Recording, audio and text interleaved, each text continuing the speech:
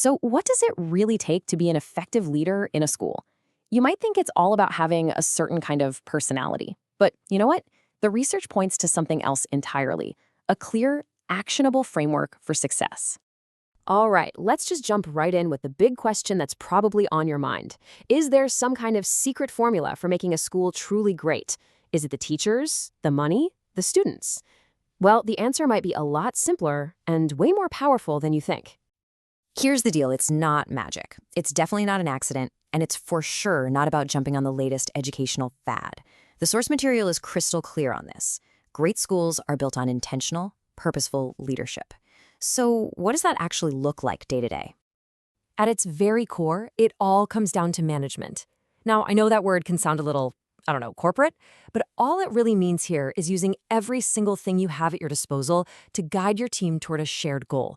It's the absolute essential tool for any school executive. So, what are these available resources we're talking about? Well, they're often called the 5 M's. You've got your people, or man, your methods, which are your processes, your money, your budget, your materials, and your machinery. That's all your equipment and technology. A truly great leader doesn't just have these things. They intentionally manage them to get the best possible results, and this is key, to cut down on waste.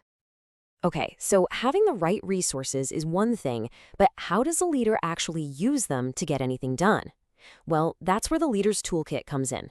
It's built on 4 core functions that give you a really clear roadmap for action.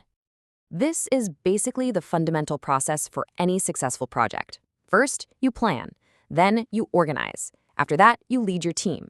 And finally, you control the process to make sure everything stays on track. Let's break each of those down real quick. Absolutely everything starts with a solid plan. It's all about thinking ahead, anticipating the roadblocks before you hit them. I mean, rushing into action without a clear plan, that is a surefire recipe for making costly mistakes and just wasting a ton of valuable time and effort. And what's so interesting is that planning isn't just one single thing. There are actually 3 different types. You've got strategic planning. That's for your big long-term goals, like a curriculum review. Then there's procedural planning for your day-to-day standards, like how you're going to handle staff appraisals. And finally, exigency planning. That's for the unexpected, the what-if scenarios, like a crisis. A really effective leader is constantly thinking on all 3 of these levels at the same time. So, once you have your plan, the very next step is to organize. This is where you bring order to the chaos, right? You're matching up your people with the right resources and the right tasks. But a perfect structure is totally useless without motivation, and that's where leading comes in. That's what provides the direction and the inspiration to get everyone moving forward together. And the final piece of this whole puzzle is controlling. Now, this is not about being a micromanager, not at all. It's about monitoring performance and making sure the whole operation is sticking to the plan and actually hitting the goals you set out in the first place. It's the feedback loop that keeps the entire system healthy and on track. So that's the classic framework. But as we all know, the world has changed a lot.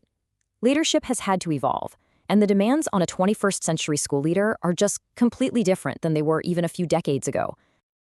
This quote really just gets right to the heart of the whole shift. Today's leadership isn't about command and control. It's about getting the best possible performance by inspiring and empowering your team, not by forcing them to do things. So, what does that actually look like in the real world? Well, we see a few key trends popping up. Modern leaders are more like coaches and mentors, not just bosses. They empower their staff by actually including them in decisions. They lead with a global perspective, they treat people equitably, and, this is a big one, they see feedback and even complaints, not as a problem, but as a genuine opportunity to get better. This whole evolution brings us to a really critical distinction: the 2 fundamental styles that pretty much every leader draws from, whether they even realize it or not. So on one side, you have transformational leadership. This is that visionary style. It's focused on coaching, on constant improvement, and on working for the greater good. Then on the other side, you have transactional leadership.